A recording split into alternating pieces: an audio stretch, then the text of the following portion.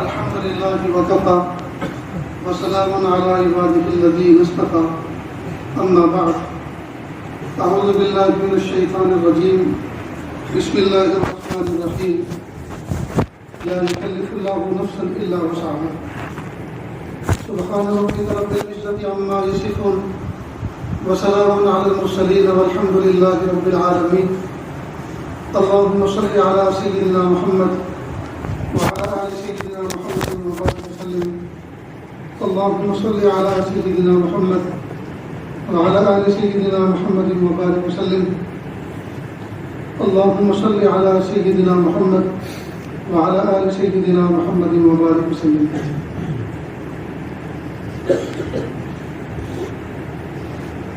آج ہماری مجلس سال کی رمضان سے پہلے کی آخری مجلس ہے. اس کے بعد انشاءاللہ رمضان مبارک میں جو پہلا عشرہ اعتکاف کا ہوتا ہے اس میں انشاءاللہ اصلاحی مجلس کا دور رہے گا. اللہ تعالیٰ سے دعا ہے کہ رب کریم جو باتیں آج تک کہی گئی اور کہی جا رہی ہیں کہی جائیں گی ان سب کو ہمارا حال بنا دے اور ہمیں عمل کی توفیق عطا فرما دے. اب تو یہ ہے دوستو زمانہ ہو گیا سنتے سناتے. کمال یہ ہے کہ ہم جو کچھ سنا جائے جو کچھ ہم سنائیں اس کو خود اپنے اوپر جو ہے لاگو کریں اس پر عمل کرنے والے بنیں. صرف سننے سے نجات نہیں ہوگی کرنے سے نجات ہوگی. یہ دین صرف معلومات کا دین نہیں ہے. جب تک معلومات کو معمولات نہ بنائیں سنی ہوئی چیزوں کو جانی ہوئی چیزوں کو جب تک ہم اپنے عمل میں نہ لائیں اور اللہ کو راضی کرنے کی کوشش نہ کریں وہاں تک ہمیں کامیابی نہیں مل سکتی. لہذا ہمیشہ جب بھی کسی دینی محفل میں شریک ہوں بیٹھیں تو اس کو نیت یہی ہونی چاہیے پیارے اللہ جو کچھ بات کہی جائیں جو سنائی جائیں سنی جائیں اللہ تعالیٰ عمل کی توفیق عطا فرمائے. پورے سال میں سیل فون کے ذریعے سے بھی اور براہ راست بھی بہت سے نوجوان بچوں نے اپنا حال سنایا. مثلا ایک نوجوان بچے نے کہا کہ مجھے ایک لڑکی سے محبت ہے, میں اس سے شادی کرنا چاہتا ہوں, وہ مجھ سے شادی کرنا چاہتی ہے, لیکن ہم دونوں کے ماں باپ نہیں چاہتے, اب ہم کیا کریں؟ بس اسی طرح کے سوالات اس عالم کے سامنے سال میں کئی دفعہ آئے. کئی دفعہ لڑکیوں کی طرف سے یہ بات آئی اور کئی دفعہ لڑکوں کی طرف سے یہ بات پوچھی گئی کہ ہم بھاگ جائیں, ہم کسی جگہ جا کر کرائے پر رہ لیں, کیا کریں؟ تو اس کو ذرا اچھی طرح سے سمجھ لیں. یہ جو محبتوں کی شادی ہوتی ہے اس میں بنیادی جو بات ہے وہ یہ سمجھنے کی ہے کہ اکثر فیل ہوتی ہے. محبتوں کی شادی اکثر فیل ہوتی ہے, 99% فیل ہوتی ہے. اور اس کی وجہ یہ کہ اس کی بنیادی جائز نہیں ہوتی, اس میں بے برکتی بنیاد سے ہوتی ہے. اس لیے کہ حرام چیز سے ابتدا ہوتی ہے اور جس کی ابتدا حرام سے ہو تو اس کا اثر تو ضرور ہوگا.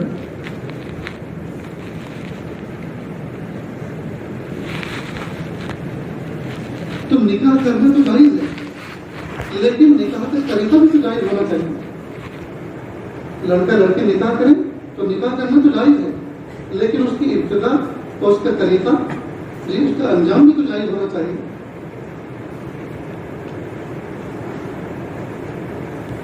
تو اس میں ایک بہت بڑے نقصان تو یہ ہے کہ کئی مرتبہ لڑکا لڑکی اپنی پسند کا ماں باپ کی مرضی کے خلاف نکاح کرتے ہیں, یعنی ان کی مرضی کی اہمیت اور ان کی بات کی اہمیت اس کو پیش نظر نہیں رکھتے.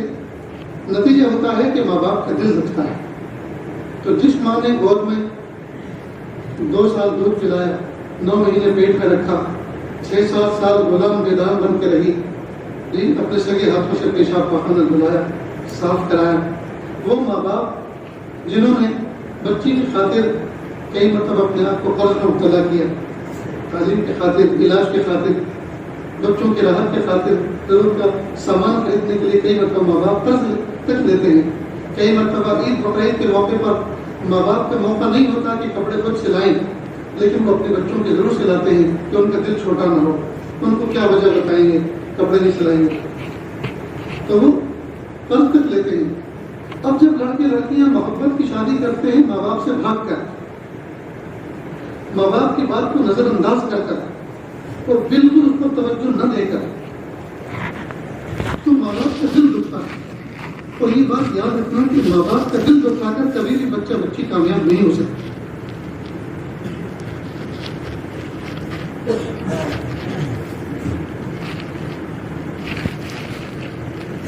دوسری بات، بچے بچی جب اس طرح کا عمل کرتے ہیں بھاگ جاتے ہیں گھر سے، کورٹ میرج کر لیتے ہیں، تو جب ماں باپ کا دل دکھا کر گھر آباد کیا تو گھر آباد کبھی نہیں ہو سکتا، وہ برباد ہو کر رہے. تیسرا نقصان اس میں یہ ہوتا ہے کہ معاشرے میں عزت نہیں رہتی. معاشرے میں عزت نہیں رہتی. جب یہ لڑکی کسی فنکشن میں جائے گی تو سب اس کی طرف انگلی اٹھائیں گے، یہ وہی ہے جو بھاگی تھی. جب کوئی لڑکا کسی محفل میں جائے گا اس طرح کا، فوراً لوگ یہ کہیں گے یہ وہی ہے جو فلاں کو لے کے بھاگ گیا، انہوں نے لو میرج کیا. نہیں، اس ملاپ سے جو اولاد پیدا ہوگی، تو جب آپ دونوں نے مل کر اپنے ماں باپ کے دل کو دکھایا تو کیا امید رکھتے ہیں کہ آنے والے بچے فرمانبردار ہوں گے؟ وہ کبھی بھی فرمانبردار نہیں ہو سکتے. ماں باپ کے دل دکھانے کی سزا اللہ دنیا میں دیتے ہیں. تو کئی مرتبہ اولاد ایسی نکم میں نکلتی ہے کہ وہ ماں باپ کا دل دکھاتی ہے. ایک ناکام یہ ہوتی نہیں، چونکہ لڑکی کو جھوٹ بات کہہ کے اس کو اپنا فریفتہ بنایا جاتا ہے لڑکے کی طرف سے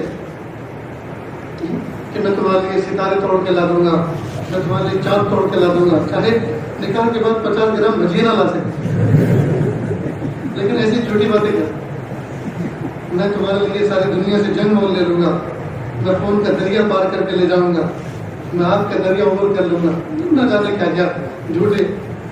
اب وہ بیوقوف ایسی ہوتی ہے کہ وہ ان سب چیزوں پر یقین کر لیتی ہے، سوچتی ہے کہ بالکل یہ خدائی زبان ہے، جو کچھ کہہ رہے ہیں بس گویا اللہ نہیں کہہ رہے، بالکل سچ کہہ رہا ہے، یہ ایسا کر لگ رہے.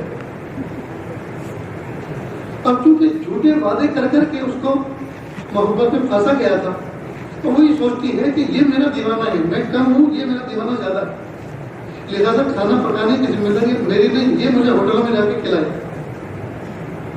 اب اس نے ایک خیال تصور میں ایک محل تعمیر کیا ہوتا ہے کہ آئے دن نئے نئے ہوٹلوں میں کھائیں گے، نئے نئے ریسٹورینٹ میں جائیں گے، گھومنے پھرنے کو ملے گا، اور یہ کچھ ہوتا نہیں. تو اب وہ اندر ہی اندر پڑنا شروع ہوتی ہے، اس نے مجھے دھوکہ دیا. اب دھوکہ کیا، اب اس کا کیا ہوگا، اب اس کا تو کوئی علاج نہیں. اب بھوک تو اس کو پچھتا ہوں، اللہ کی نافرمانیاں کی تھیں، گھنٹوں باتیں کی تھیں، اور اب زندگی کڑم کے ساتھ گزرتی، زندگی کڑم کے ساتھ گزرتی. تو چونکہ اس لڑکی کو اس بات کا ہمیشہ احساس ہوتا ہے کہ میرے شوہر نے مجھ سے محبت کا معاملہ کیا ہے، میرے شوہر نے مجھ سے محبت کا معاملہ کیا، لہذا یہ میری ساری ذمہ داریاں اٹھائے گا، اور کیونکہ اس کو مجھ سے زیادہ محبت ہے، اس نے مجھ سے جو ایسی ایسی باتیں کہہ رکھی ہیں، تو اس کے ذہن میں ہمیشہ اسکرین پہ رہتی ہے. کپڑے میں لانڈری میں دھلواؤں گا، کبھی تمہیں پرہیز کرنے کی ضرورت نہیں، برتن دھونے کے لیے بھی ڈش واشر لا کر دوں گا جی، یا کام کے لیے خادمائیں رکھوں گا، تمہیں کام کرنے کی بالکل ضرورت نہیں ہے، اور تمہیں پھولوں کی سیج پہ رکھوں گا. اب جب یہ سب چیزیں نظر نہیں آتی، بجائے پھولوں کی کانٹوں کی سیج ملتی ہے جی، اور برتن بھی خود مانگنا پڑتا ہے، کپڑے بھی خود دھونا پڑتا ہے، تو یہ اپنی نظروں میں ذلیل ہونا شروع ہوتی ہے کہ ہائے، میں نے تو سوچا تھا کہ مجھے شہزادی بنا کے رکھا جائے، یہ تو مجھے باندھی اور غلام کی طرح رکھ رہی. حالانکہ اگر اس طرح کا معاملہ نہ ہوتا، یہ کام تو اس کو کرنا ہی تھے. برتن دھونے تھے، کپڑے دھونے تھے، کھانا پکانا تھا، بستر بنانا تھا، کمرے کی صاف صفائی کرنی تھی جی، کچن میں سب چیزوں کو مینٹین کرنا، یہ تو اس کی ذمہ داری میں سے تھا، یہ تو اس کو کرنا ہی تھا. لیکن چونکہ سامنے جھوٹ کا جو انبار لگایا تھا، اس کے مقابلے میں اب جب یہ اپنی فرض ڈیوٹی نبھاتی ہے تو اپنے آپ کو اپنی نظروں میں ذلیل سمجھتی ہے اور سمجھتی ہے کہ ہائے مجھے تو نوکرانی بنائے گا، مجھے تو باندھی سمجھ کے لائے گا اور میرے ساتھ تو ایک وعدہ بھی پورا نہیں ہوا۔ اس لیے کہ مرد موقع پرست ہوتا ہے، شہوت کا جب جنون اس پر چڑھتا ہے وہ نہ جانے کیا کیا جھوٹ بول جائے، وہ نہ جانے کیا کیا بول جائے اور بولتا ہے، اور اس جھوٹ کی سزا پھر دونوں، چونکہ بے برکتی ہوتی ہے، اللہ کی رحمت ہٹ چکی ہوتی ہے، بنیاد چونکہ حرام کاری سے ہوتی ہے، بنیاد چونکہ برائیوں سے شروع ہوتی ہے، اس لیے میرج لائف کے اندر برکتیں نہیں ہوتی۔ اب اس نے شروع میں کچھ سیر سپاٹے کرا دیے، ماں باپ سے چھپ چھپ کے وہ کہیں مال میں مل لیے، ماں باپ سے چھپ چھپ کے وہ کہیں مارکیٹ میں مل لیے اور وہاں کہیں چاٹ پکوڑی کھا لی، تو وہ یہ سمجھتی ہے کہ زندگی ایسی گزرے گی، بس زندگی بھر ہم چاٹ پکوڑی کھائیں گے اور زندگی بھر ہم محبتوں میں اور عیش کے ساتھ رہیں گے۔ حالانکہ وہ تو اس کو اپنے مقاصد پورے کرنے تھے، اس لیے وقتی طور پر اس نے کچھ خرچ کر لیا، اس کی تو آمدنی اتنی نہیں ہے کہ اپنے گھر کا خرچ چلا سکے، وہ اپنے 2 مہمانوں کی مہمان نوازی کر سکے، اس کو تو اپنے آنے والے مستقبل کے لیے کچھ تعمیر کرنا ہے، اسے تو اپنا گھر بنانا ہے، اسے تو اپنے بچوں کے لیے کچھ جمع کر کے رکھنا ہے، اس نے تو ان کے بارے میں کچھ سوچا ہے، اسے تو اپنی سواری بنانی ہے، جی مثال کے طور پر۔ اب اس کے تصور میں یہ سب ہوتا ہے، اب یہ سوچتی ہے لڑکی کہ جو کچھ اس نے سوچا ہوا ہے جی وہ تو میں نہیں جانتی، البتہ جو کچھ مجھ سے کہا ہوا ہے وہ میں جانتی ہوں، لہٰذا اپنی انکم چاہے کچھ بھی ہو میرے شوق پورے کر کے دکھا۔ نتیجہ ہوتا ہے کہ یہاں سے اب ان کے اندر تلخیاں شروع ہوتی ہیں، لیکن اب ہاتھ ملنے سے کیا فائدہ جب کہ چڑیا جو ہے کھیت چھوڑ کر چلی۔ تو کئی مرتبہ لڑکے لڑکیاں اپنی زندگی میں اتنا خراب ڈیسیزن لیتے ہیں، عقل پہ ایسے پردے پڑ چکے ہوتے ہیں، وہ نہ ماں باپ کا تصور کرتے ہیں، نہ بھائی بہنوں کا تصور کرتے ہیں، نہ چچا تایا کا تصور کرتے ہیں، نہ خاندان کی عزتوں کا تصور کرتے ہیں، اور نہ کسی اور چیز کا خیال رکھتے ہیں، نہ وہ کسی نیک و بد کا خیال رکھتے ہیں، بس جو کچھ ہم نے سوچا وہی فائنل، وہی ہم کر کے رہیں گے، چاہے زمین آسمان بن جائے، چاہے آسمان زمین بن جائے۔ ہائے کیسے عقل پہ پردے پڑتے، کیسے عقل پہ پردے پڑتے۔ اس لیے میرے بھائی ہمیشہ اللہ تعالیٰ سے دعا کا مضمون سیکھ لو آج کہ ہم اللہ تعالیٰ کے سلسلے میں کس طرح کی دعا مانگیں۔ مثال کے طور پر خاندان میں کوئی لڑکی ہے، اس کو نظر پڑی تھی کبھی، جی نظر پڑی جاتی اور آپ کے دل کے اندر یہ تمنا پیدا ہوئی کہ میں اس گھر میں نکاح کروں، اس گھر میں۔ اب اللہ تعالیٰ سے دعا یوں کریں کہ پیارے اللہ میں نے یہ سوچا ہے فلاں لڑکی سے فلاں خاندان میں رشتہ کروں، نکاح کروں، اللہ جی اگر آپ کے علم میں وہ لڑکی میرے لیے بہتر ہے اور میں اس کے حق میں بہتر ہوں تو اللہ آپ کے لیے مشکل کو آسان کرنا کوئی مشکل نہیں ہے، اللہ جی آپ میرے لیے آسان فرما دیجیے، مقدر فرما دیجیے۔ اور اگر آپ کے علم میں وہ میرے حق میں بہتر نہیں ہے تو اللہ مجھے اس سے بہتر دے دیجیے اور اس کو مجھ سے بہتر دے دیجیے۔ یہ ہے دعا کا مضمون۔ جب اللہ رب العزت نے آپ کے حق میں مقدر کر دی تو کیسی ترتیب بنے گی، کس طرح سے آپ کے والدین کی ملاقات ہوگی، کس طرح سے وہاں بات جائے گی اور کیسے بات آئے گی، تو اللہ کا نظام بنائے گا، اللہ کا نظام بنائے گا۔ باپ کہہ سکتا ہے آپ کی سنا ہے بیٹی ہے اور ظاہر ہے بیٹی ہے، جوان ہو چکی ہے، ہمیں پتہ چلا تو آپ کو کوئی نہ کوئی رشتہ ڈھونڈنا ہوگا، تو بس اتنی بات عرض کر دی تھی۔ اللہ رب العزت کو دن عافیت کے ساتھ دکھائے، عزتوں کے ساتھ دکھائے ہمارے یہاں بھی ایک بیٹا ہے، یہ پڑھا ہوا ہے، یہ پڑھتا ہے اور اسی طرح ہے، اس کی عمر اتنی ہے، ہم یہ چاہتے ہیں کہ اگر یہ رشتہ آپس میں ہو جاتا ہے تو اللہ تعالیٰ اس میں خیر و برکت مقدر فرمائیں، یہ ہم نے دعا کی ہے، پھر آپ جیسا مناسب سمجھیں۔ اس طرح سے بات کا آغاز ہو سکتا ہے، وہ کہہ دیں جی ابھی تو اس پہلو پہ کبھی ہم نے سوچا ہی نہیں ہے، لیکن انشاءاللہ جب ہم کبھی اس موضوع پر سوچیں گے، گفتگو کریں گے تو آپ کو اطلاع دیں گے۔ پسند آئے تو اتنی بات کہی جا سکتی ہے، پہنچائی جا سکتی ہے، لیکن عجیب بات یہ ہے کہ لڑکے لڑکی ہمیشہ صورت کو دیکھ کر فیصلہ کرتے ہیں، سیرت کو دیکھ کے فیصلہ نہیں کرتے۔ جہاں دیکھی بھلی صورت مچل بیٹھے کی یہ رہی، ایک بات۔ دوسری بات یہ کہ ہمیشہ واٹس ایپ کے ذریعے، میسیجز کے ذریعے، ای میل کے ذریعے باتیں کر کے لڈو ہو جاتے ہیں، اور نہ جانے کتنے واقعات ایسے ہوئے ہیں کہ گھنٹوں ان کی चैटिंग होती रही, मैसेज होते रहे, और जब कभी इत्तेफाक हुआ देखने का तो उसी दिन से दोनों ब्लॉक।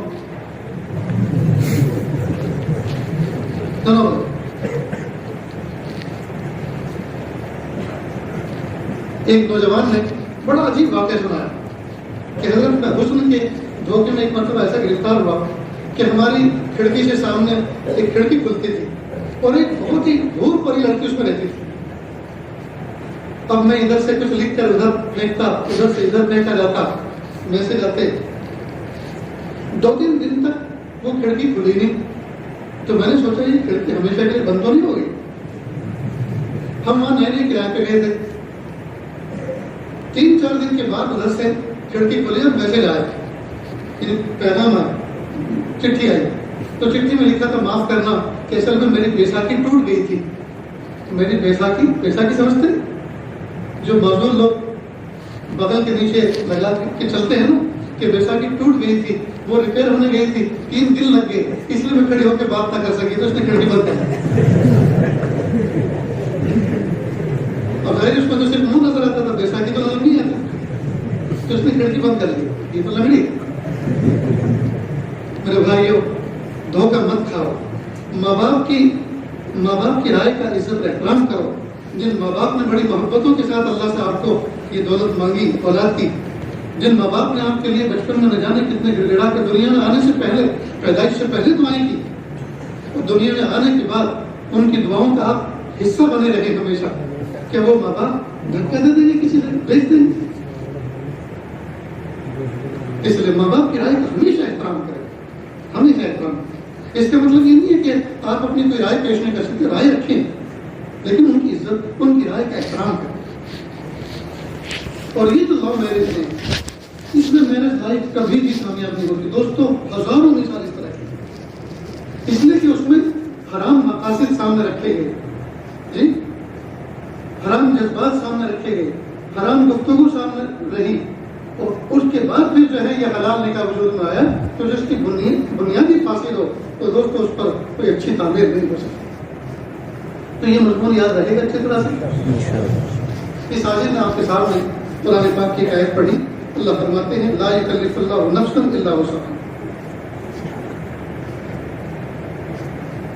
जब इंसान कोई अमल करता है, जिक्र औज़कार करता है, नमाज़ें पढ़ता है, तिलावत करता है, औलाद वज़ाइफ करता है, तो उसको एक हाल नसीब होता है, उसको एक हाल नसीब होता है। अब इसकी 2 किस्में, एक हाल होता है गैर इख्तियारी और एक होता है इख्तियारी। मिसाल के तौर पर जब कसरत से उसने तिलावत की, नमाजें पढ़ी वक्त पर सफ़े अव्वल के साथ, और पाकीज़ा साफ सुथरा रहा, रोज़े रखे, तस्बीहात पढ़े, जिक्र औज़कार किया, अब उसको अल्लाह ताला एक कैफियत अता फरमाते हैं कि जब अल्लाह का नाम आता है तो आंखों में आंसू लग जाते हैं, दिल भर आता है। हुज़ूर पाक सल्लल्लाहु अलैहि वसल्लम का नाम आता है तो दिल खटखटा जाता है, जी। तो ये हाल इसको मिला, लेकिन मकसूद नहीं। ये बहुत अहम गुफ्तगू है दोस्तों, इसको तवज्जो से सुने और इसको समझने की कोशिश करें। जिंदगी का अगर किसी आदमी को यह हाल नसीब नहीं हुआ, अगर से वो नमाजें पढ़ रहा था, तिलावत कर रहा था, जिक्र औज़कार कर रहा था, रोजे रख रहा था, हज उम्रे कर रहा था, जी, लेकिन ये कैफियत उसको नहीं मिली कि जब जब अल्लाह का नाम सुने, जब जब महबूब सल्लल्लाहु अलैहि वसल्लम का नाम सुने कि आंखों में आंसू आ जाए और दिल भर आए, ये कैफियत नसीब नहीं। लेकिन पाबंदी के साथ, एहतराम के साथ वो शरीयत का जो ज़ाब्ता है, जी, सुन्नत के मुताबिक वो काम अमल करता रहा, कभी भी उससे सवाल नहीं किया जाएगा ये हाल तुम्हें क्यों नहीं मिला, ये कैफियत तुमने क्यों अपने ऊपर तारी नहीं की, क्योंकि ये हाल मिल जाने मिलना मिलता अल्लाह की तरफ से, और ये गैर इख्तियारी, ये गैर इख्तियारी, अल्लाह पाक ने इसका मुतालबा नहीं किया। तो अगरचे ये हाल महबूब जरूर है, लेकिन मकसूद नहीं, मकसूद। हज़रत गंगोई रहमतुल्लाह अलैह लिखते हैं एक जगह पर कि अगर कोई आदमी जिंदगी भर इबादतें करता रहा, ताअत करता रहा, इबादत करता रहा, ताअत करता रहा, जिक्र औज़कार करता रहा, और एक बार भी उसको लज्जत की कैफियत नहीं मिली, तो वो काबिल मुबारकबाद है, काबिल मुबारकबाद है। इसलिए कि اگر اس کو لذت کی کیفیت ملتی تو کئی دفعہ وہ عمل لذت کے لیے کرتا، اللہ کی رضا کے لیے نہ کرتا، لذت کے لیے کرتا. اس لیے حاجی نظر صاحب حاضر مکی رحمۃ اللہ علیہ کو کسی مریض نے لکھا کہ حضرت پہلے میں ذکر کرتا تھا، بڑا مزہ آتا تھا، ایک کیفیت ہوتی تھی، اب ذکر چھوڑ دیا ہے اس لیے کہ لذت آنا بند ہو گئی. حضرت نے فرمایا عبد اللطف مت بنو، عبد اللطیف بنو. عبد اللطف مت بنو، عبد اللطیف بنو. پہلے لطف کے لیے اور مزے کے لیے کرتے تھے، اب مزے کے لیے مت کرو، مزہ پیدا کرنے والے خالق کے لیے کرو. بہت سے کہتے ہیں پہلے تہجد پڑھتا تھا، بڑا مزہ آتا تھا، اب بالکل مزہ ہی نہیں آتا، اس لیے تہجد چھوڑ گئی. تو مزہ نہ آنے کی وجہ سے چھوڑ دی. معلوم مزے کے لیے کرتے تھے، مزے کے لیے نہیں کرنا، اللہ کی رضا کے لیے کرنا. مزہ آئے یا نہ آئے، اللہ کی رضا کے لیے کرنا. اس لیے یہ حال بنانا چاہیے اپنا. کئی مرتبہ صرف کیفیت کے پیچھے ہم پڑے ہوئے، ہم رونا روتے ہیں صرف کیفیت کا. جیسے زمانہ ہو گیا بیٹھ ہوئے، معاملات تو میں کر رہا ہوں لیکن آج تک رونا نہیں آیا. اچھا اب یہ جو رونا رو رہے ہیں کہ رونا نہیں آیا، تو اس کا مطلب یہ کہ دل تڑپ رہا ہے نہیں پا رہے کہ رونا کیوں نہیں آیا، تو دل تو رو رہا ہے نا. یاد رکھنا آنکھوں کے رونے سے دل کا رونا افضل ہے. جس طرح دل کا ہر عمل افضل ہوتا ہے ظاہری عمل سے، یعنی زبان سے کوئی آدمی ذکر کرے جی سبحان اللہ یہ اللہ، اور دل میں کہے اللہ، تو دل کا اللہ زبان کے مقابلے میں 70 گنا افضل ہے، 70 گنا افضل. تو جس طرح سے دل کا ذکر افضل، اسی طرح دل کا رونا بھی افضل. تو اگر سے آنکھیں نہیں رو رہی لیکن اس میں دل تو رو رہا ہے نا کہ آنکھیں کیوں نہیں رو رہی، تو دل کا رونا تو نصیب ہے، تو رونے کی حقیقت تو نصیب ہے جی. جب اس کی حقیقت نصیب ہے تو ظاہری شکل بھی انشاءاللہ نصیب ہو جائے.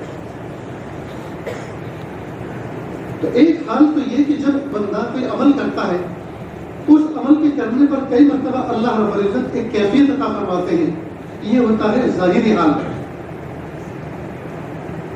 تو یہ کیفیت اصل نہیں ہے.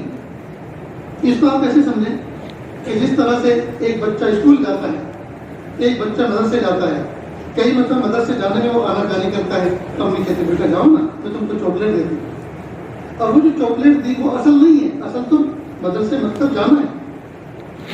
چاکلیٹ کے سہارا بن گیا اس کو وہاں سے پہنچنے کا. لیکن جب بچہ بڑا ہوتا ہے پھر وہ چاکلیٹ کے لحاظ سے نہیں جاتا، اس کی اہمیت کو سمجھ کر خود جاتا ہے. تو اللہ رب العزت اوقات کیفیات بندے کو یہ دے دیتے ہیں تو کہ اس بہانے سے بندہ عادی ہو جائے، اعمال کا عادی ہو جائے. اور کئی مرتبہ اللہ رب العزت اس کو چھین لیتے ہیں، اس کو قبض کی کیفیت بھی کہتے ہیں. اور اللہ یہ دیکھنا چاہتے ہیں کہ یہ میرا بندہ مزے کے لیے کرتا تھا کہ میرے رضا کے لیے کرتا ہے، رضا کے لیے کرتا ہے. تو یہ بات سمجھ گئے اچھی طرح کہ ہمیں کیفیات کے لیے، مزے کے لیے، لذت کے لیے اعمال نہیں کرنا جی، اعمال نہیں کرنا، نہ کسی کو دکھانے کے لیے کرنا، صرف اور صرف اللہ کی رضا کے لیے کرنا. یہ اخلاص کا اعلیٰ مقام ہے. سمجھ گئے. دوسرا حال، جب بندہ کوئی عمل کرتا ہے، جب عمل کرتا ہے تو عمل کرنے میں اس کو رسوخ نصیب ہو جاتا ہے. مثلا شروع میں بچہ نماز پڑھتا ہے، وہ امی ابا کے در سے پڑھتا ہے. گھر میں کیا میرے کو نماز پڑھی، کبھی کیوں نہیں پڑھی، جاؤ باہر کھانا نہیں ملے گا، اب باہر گیا. ابو نے پوچھا نماز پڑھی کہ نہیں پڑھی، کیوں نہیں پڑھی، اب ڈانٹ پڑے گی. اب یہ جو نماز پڑھ رہا ہے یہ خوف کی وجہ سے پڑھ رہا ہے، خوف کی وجہ سے پڑھ رہا ہے. پھر نماز پڑھتے پڑھتے یا یوں کہو کہ یہ ریا کے لیے پڑھ رہا ہے. مسجد میں آتا ہے تو چاروں طرف یہ دیکھتا ہے ابو کون سے کونے میں، اس لیے کہ نماز پڑھنی ہے، ان کو دکھانا ہے کہ نماز پڑھی ہے، مجھے پروف کرنا ہے. تو جس دن وہ مسجد میں آیا اور دیکھا ابو نہیں ہے تو اس دن بجائے 2 رکعت کے 1 رکعت پڑھ کے چلایا، اس لیے کہ دیکھنے والی ہستی تو ہے نہیں، دکھاؤں کسی. تو شروع میں بچہ خوف سے پڑھتا ہے یا دکھاوے کے لیے پڑھتا ہے، پھر بعد میں چل کر یہی دکھاوا، یہی خوف اس کی طبیعت ثانیہ بن جاتی ہے، اور بعد میں اس بات کا احساس ہو جاتا ہے مجھے اللہ کو دکھانا، اللہ کی پابندی کرنی. پھر اس کی طبیعت ایسی بنتی ہے، اس کا ایک حل بن جاتا ہے. اور حل کیسے بنتا ہے؟ تو یہ کہ 50,000 آپ کو دیتا ہوں ظہر کی نماز پڑھو، 50 کیا 50 لاکھ بھی دو گے تو بھی نہیں چھوڑو. تو یہ جو مزاج بنا یہ اس کا حال بن گیا. یہ مطلب کہ بندہ اعمال کا پابند بن جائے، اعمال کا پابند بن جائے اور اعمال کو چھوڑنا اس کے اوپر شاخ گزرنے لگے. تو یہ حال جو ہے مطلوب ہے. اس کو اللہ سے مانگے کہ پیارے اللہ آپ کے احکام میرا حال بنا دیجیے، میری طبیعت ثانیہ بنا دیجیے، میری طبیعت ثانیہ بنا دیجیے. ایک مرتبہ عاجز لساکا جا رہا تھا، زامبیا کی راجدھانی لساکا. راستے میں ایتھوپیا کی راجدھانی ایڈیس ابابا ایک ملک ہے، یہاں جہاز رکا اور یہاں سے کچھ پیسنجر بیٹھے. ان میں ایک پالوپور کے علاقے کے شخص تھے، میرے دائیں طرف آ کے بیٹھ گئے. میں نے پوچھا آپ بھی زامبیا جا رہے کہ نہیں؟ یہ وہاں سے ملاوی کی طرف جائے گا، مجھے وہاں ملاوی جانا. میں آپ کہاں کے؟ کہا کہ میں ممبئی کا ہوں. مومن برادری سے میرا تعلق ہے. مومن یہ سرنیم ہے، پالوپور کی طرف جو برادری ہے. خیر بہت سی باتیں چلتی رہی. جہاز جب لینڈ ہوا، زمین پر اترا، تو بجائے پراپر لینڈ ہونے کے، اسموتھ لینڈ ہونے کے، وہ ایک دم سے زمین پر آ دھمکا. دھڑام سے بجائے بہت ہی آرام کے ساتھ، عافیت کے ساتھ، اسموتھ انداز میں اس کے لینڈ ہونے کے، وہ ایک دم زور سے جھٹکے کے ساتھ اترا. اور اتنی زور سے جھٹکے کے ساتھ اترا کہ وہ جو کیبن ہوتے ہیں اوپر اس میں ہینڈ بیگ رکھے جاتے ہیں، ان میں سے کئی وہ بھی کھل گئے، کچھ سامان بھی گرا. اب سارے پیسنجر ایک دم سے چلائے اور پائلٹ کو کہا کہ کوئی ٹرک ڈرائیور ہے فلاں ہے اس طرح، اور اس نے کوئی معذرت بھی نہیں کی کہ ایسا کیوں ہوا ہے. تو جس وقت وہ زور سے زمین پر آ کر دھمکا، زور سے جھٹکے کے ساتھ اترا، تو میں دینی کچھ موضوع پہ گفتگو چل رہی تھی، کچھ مسئلے مسائل پر. تو ہم کو کہا انا للہ، جیسے یعنی ایک دم سے انہونی کوئی ہوئی تو فون کا انا للہ. تو اس وقت اس آدمی کے دل میں خیال ہے کہ اس بندے نے چونکہ دین کے راستے میں، اللہ کے راستے میں چل چل کر دین بنایا، اپنے باطن کو بنایا، دین سیکھا ہے، تو برتن سے وہی خلقتا ہے جو اس کے اندر ہوتا ہے. ایسے موقع پر بجائے آہو بھگا یہ چیز کو پکار کے ایسی چیز نکلی جو نکلنی چاہیے تھی غیر طور پر، چنانچہ اللہ کو بچائے تو اللہ ہی نکلا. اتنی خوشی ہوئی کہ مت پوچھے. میرے بھائیوں، ہم اپنے دل کے اندر اللہ کی محبت کو جب داخل کریں گے، جی جب ہم اللہ تعالیٰ کی مرضیات کے مطابق چلیں گے، اللہ تعالیٰ کے احکام پر عمل کریں گے، تو غیر اختیاری طور پر بھی ہم سے بڑی سرزد ہوگا. نہ جانے کتنے مریضوں کے بارے میں سنا گیا کہ ہاسپٹل میں تھے اور بےہوشی کی حالت تھی، اور جہاں پہنچا فوراً وہ نیت باندھ لی. تو چونکہ نماز پڑھنا، نفلیں پڑھنا طبیعت ثانیہ بن چکی تھی، اس لیے جب ہوش آیا فوراً کہنا میری نماز قضا ہو گئی، مجھے نماز پڑھاؤ، جی نیت باندھتے ہیں.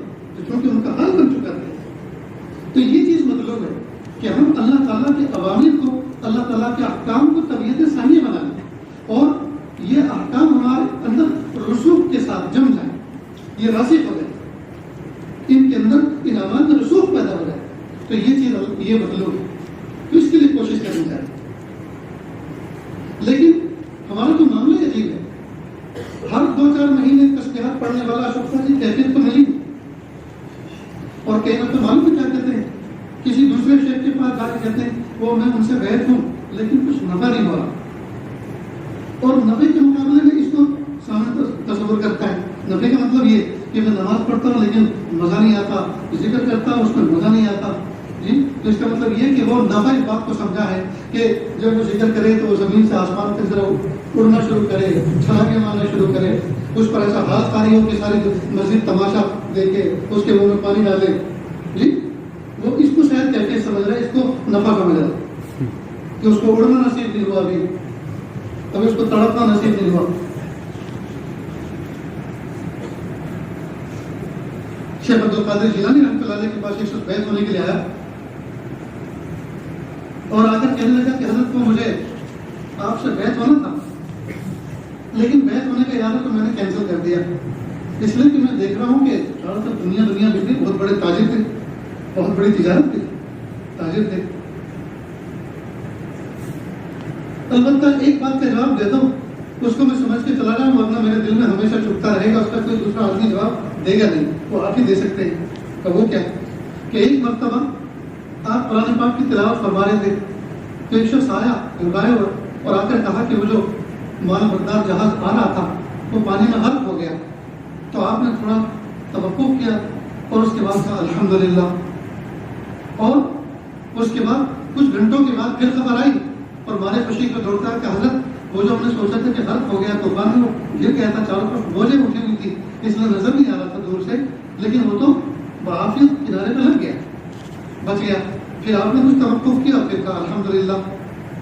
تو آپ کی زندگی میں یہ عمل میں نے جو ہے خلاف سنت پایا, وہ یہ کہ جس وقت نقصان کی خبر ملی تو اس وقت آپ کو انا للہ و انا الیہ راجعون پڑھنا چاہیے تھا, اور جب آپ کو خوشخبری ملی, نقصان نہ ہونے کی خوشخبری ملی, جہاز کی سلامت کنارے لگ جانے کی خوشخبری ملی, تو اس وقت آپ کو الحمدللہ بے شک کہنا چاہیے تھا جو آپ نے کہا.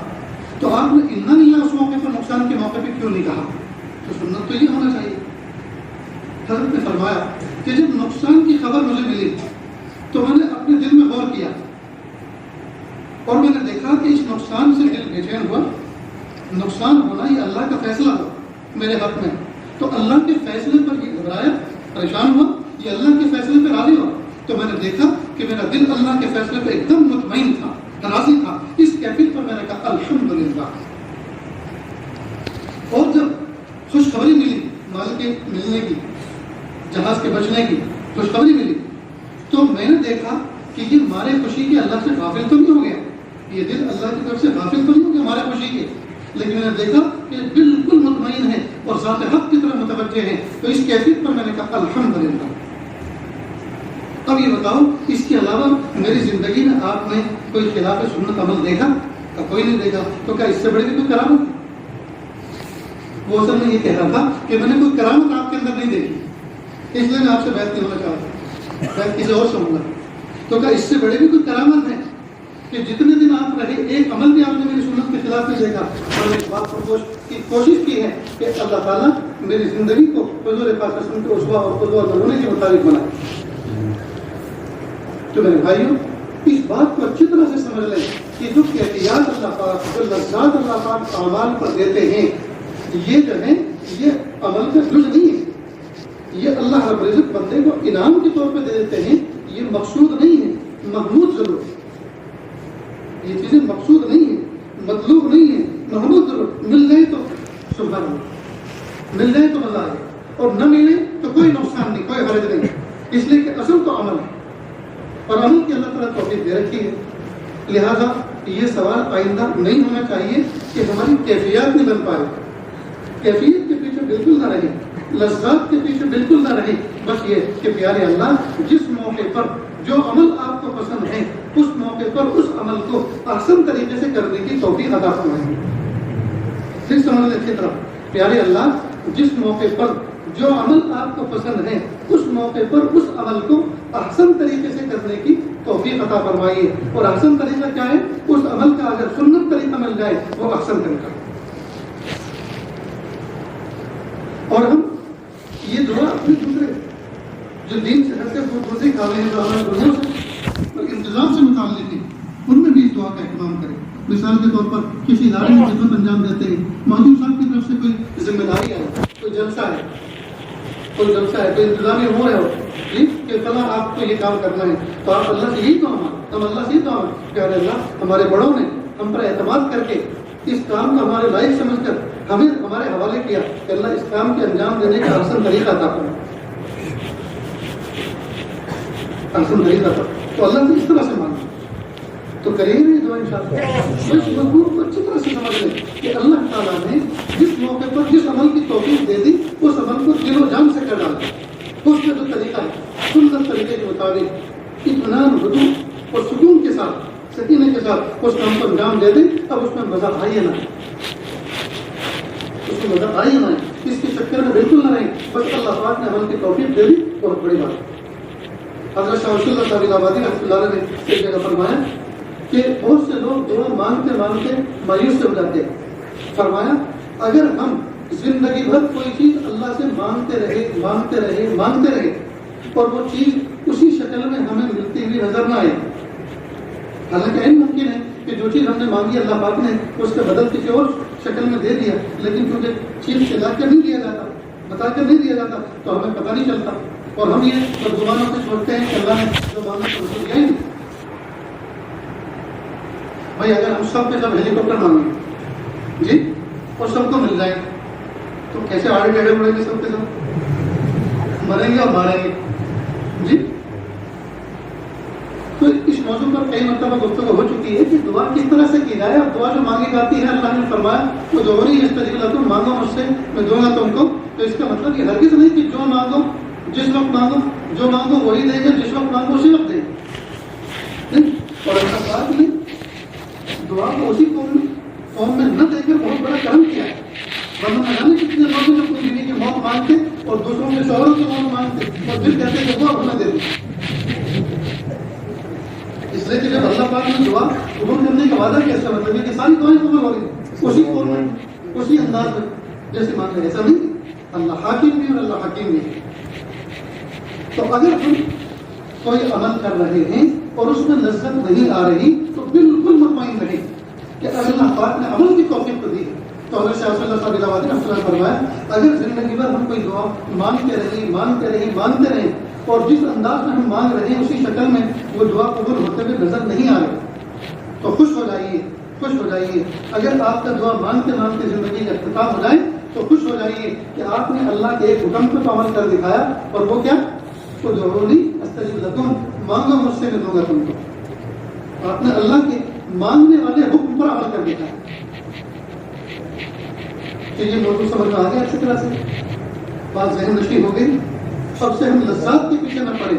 لذت جی مقصود نہیں، محبوب ضرور، یہ مقصود نہیں۔ مقصود تو اللہ کا حکم پورا کرنا، اللہ کا حکم پورا کرنا، دھوپ میں، چھاؤں میں، سردی میں، گرمی میں۔ اس لیے اگر لذت اور یہ سب چیزیں ہوتی تو اللہ رب العزت رمضان کے روزے کبھی سردی میں، کبھی گرمی میں، کبھی برسات میں، کبھی دھوپ میں، ہم اس طرح سے فرض نہیں کرتے ہیں۔ اس لیے کہ اس سب موسم کے اندر کتنے لوگ ہوں گے جی جو سوچ رہے ہوں گے کوئی گنجائش نکل آئے،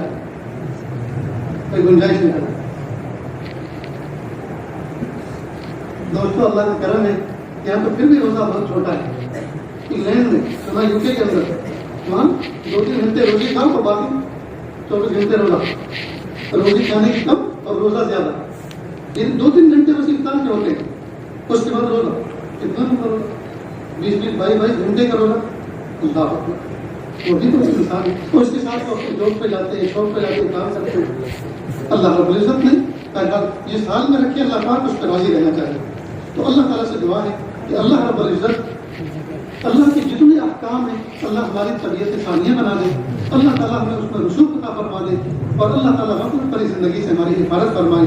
دوستو پوری کوشش اس بات کی کریں ہم اللہ کو روٹھے ہوئے رب کو منا لیں، اور جب ہم اس بات کی کوشش کریں کہ اللہ ہم سے ناراض نہ ہو تو اس بات کا بھی اہتمام کریں ہمارے ماں باپ بھی ہم سے ناراض نہ ہو، ہمارے استاد ہمارے شیخ بھی ہم سے ناراض نہ ہو جی، ہمارے ملنے والے بھی ہم سے ناراض نہ ہو، اس لیے کہ ناراض رہ کر ہم کبھی بھی کامیاب زندگی نہیں گزار سکتے۔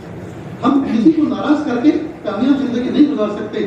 جب آپ کسی کو ناراض کریں گے تو آپ کے دل میں وہ ایک چبھتا رہے گا کانٹا، آپ کی سوئی وہیں اٹکی رہے گی، یار وہ ناراض ہے۔ جب دعا کا موقع آئے گا، جب دعا کے لیے ہاتھ اٹھائیں گے تو فوراً آپ کو خیال آئے گا میری اس سے بولا چالی بند ہے، میری اس سے گفتگو بند ہے۔ قطع رحمی کرنے والے، صلہ رحمی خیال نہ رکھنے والے کی دعائیں سر سے اوپر نہیں اٹھا کرتی، مغفرت روک لی جاتی ہے، تو اب بھلا کیا فائدہ ہوگا؟ تو جب اس بات کا خیال بار بار آئے گا تو دعا میں بےفکری ہوگی۔ اس لیے کوشش اس بات کی کریں ہم سے کوئی ناراض نہ رہے، اپنی طرف سے پوری کوشش اس بات کی کریں ہم اللہ کو بھی راضی کریں، اور جو ہمارے صلہ رحمی کے حقوق ہیں اور جو معاملات ہیں ان کو بھی ہم کلیئر کر کے رکھیں۔ کئی مرتبہ بچے فارغ ہو جاتے ہیں اور 2 یا 30 سال میں پورے سال آپ اس میں گفتگو نہیں کرتے، اور جس وقت اٹھ کے جاتے ہیں پھر زندگی میں کبھی ملتے بھی نہیں، تو زندگی کا اختتام کتنا برا ہو۔ حضرت مولانا ابراہیم صاحب بریلوی رحمۃ اللہ علیہ ایک مرتبہ جس کام میں فارغ ہو رہے تھے اور اس کو گفتگو فرمائی، بیان کیا مختصر سا، اس نے فرمایا کہ دیکھو آج پاکستان کی چھت کے نیچے آپ سب کے سب جس طرح بیٹھے ہو اب زندگی میں کبھی بھی اس طرح سے جمع نہیں ہو سکتی۔ فرماتی جب بچوں کی سب پہ دستار فضلت باندھی جاتی ہے اور فارغ ہو جاتے ہیں پھر وہ 1 ملتا ہے، 2 ملتا ہے، 5 مل جاتے ہیں، 10 مل جاتے ہیں، لیکن 20-20 40-40 ایک ساتھ مل جائے ایسا نہیں ہوا۔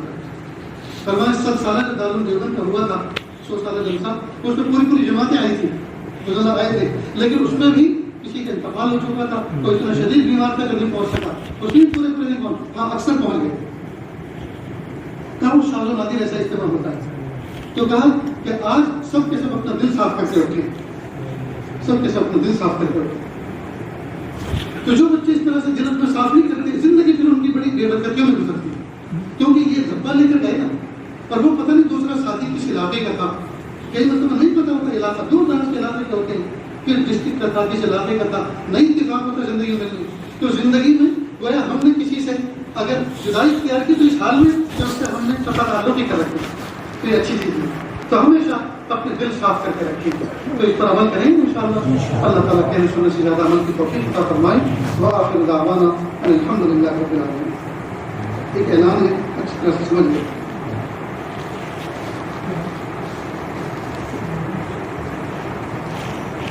جس جگہ آپ بیٹھے ہوئے ہیں اس کو لوگ خانقاہ فیض اولیاء کہتے ہیں، میں نہیں کہتا، لوگ کہتے ہیں۔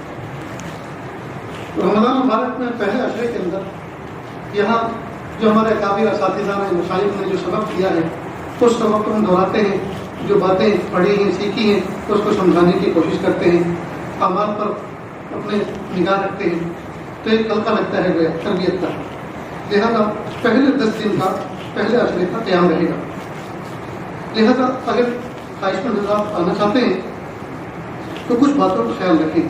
اپنی آمد کے بارے میں 21 اپریل 2019 کے بعد خانقاہ کے نمبر پر، جو نمبر دیواروں پہ لگا ہوا ہے اس پر اطلاع کر دیں۔ نیز یہاں انتظامیہ کی طرف سے یہ بھی ہے کہ اپنی عمر یہ بھی لکھوائیں، آنے اور واپسی کی تاریخ اور افراد کتنے ہیں ساتھ میں آ رہے ہیں وہ بھی لکھوائیں، تاکہ انتظام میں صبر کرے۔ موسم کے اعتبار سے ہلکا پھلکا بستر، اور اگر کوئی دوائی استعمال کرتے ہوں تو ساتھ لے کر آئیں۔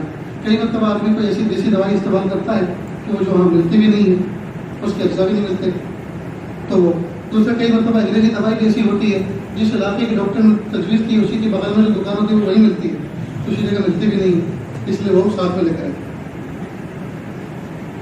آئی ڈی پروف ضرور ساتھ رکھیں، جیسے آدھار کارڈ یا ووٹنگ کارڈ ساتھ میں۔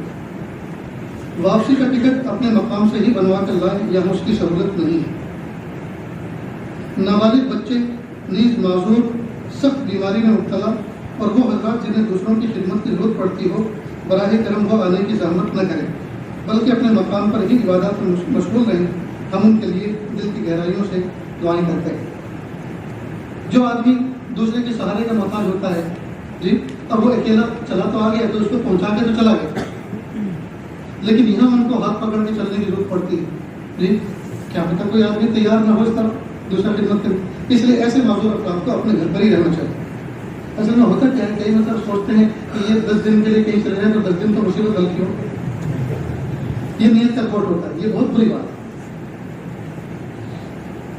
اسی طرح نابالغ بچے، اب یہاں کھیل کود کی جگہ تو نہیں کہ بچوں کو کھلایا جائے گا، ان کو لوری سنائی جائے گی۔ دوسری بات یہ کہ بچے پیشاب کرتے ہیں، ان کی ضرورت ہوتی ہے، ماں اس کی ضرورت کو پورا کرتی ہے، بھوک آتی بھی نہیں، جی تو اس لیے نابالغ بچے ساتھ میں نہ، بس اس اعلان کا ذرا خاص خیال رکھیں۔ کچھ حضرات نے بیان سے پہلے کہا تھا کہ ہم تو طائب ہو کر زندگی گزارنا چاہتے ہیں، تو آج توبہ کی کلمات پڑھاتے ہیں، لیکن پیچھے پیچھے اخلاص کے ساتھ توبہ کی سچی نیت سے زندگی بدلنے کے ارادے سے کلمات پڑھیں۔ بسم اللہ الرحمن الرحیم، لا الہ الا اللہ محمد رسول اللہ صلی اللہ علیہ وسلم، اشہد ان لا الہ الا اللہ واشہد ان محمدا عبدہ ورسولہ، استغفر اللہ ربی من کل ذنب واتوب الیہ، استغفر اللہ ربی من کل ذنب واتوب الیہ، وصلی اللہ تعالی علی خیر خلقہ محمد وعلى آله وأصحابه أجمعين برحمتك يا أرحم الراحمين۔ اللہ کے شکر یہ کلمات پڑھنے کے بعد تو بتائیے ہو گئے۔